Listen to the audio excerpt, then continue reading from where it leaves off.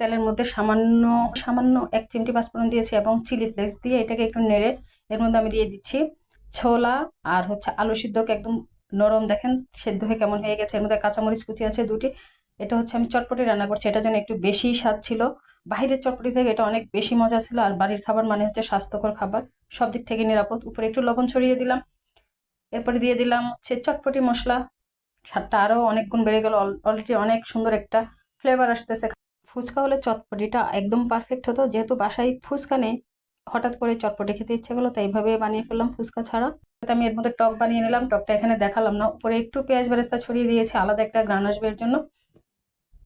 তো আমি এখন একটা চটপটির বোলের মধ্যে নিয়ে নিলাম অনেকখানি চটপটি, দিয়ে দিলাম একটু ডিম কুচি, একটু শসা কুচি, উপরে একটু টমেটো কুচি। এরপর দিয়ে দিলাম 2 চামচ দেখেন টক। তো টকটা এত মজা ছিল যে চটপটি শেষ হওয়ার আগে টকটা শেষ হয়ে গেছে। টকটাকে আমার আবার দ্বিতীয়বার বানানো লাগছে।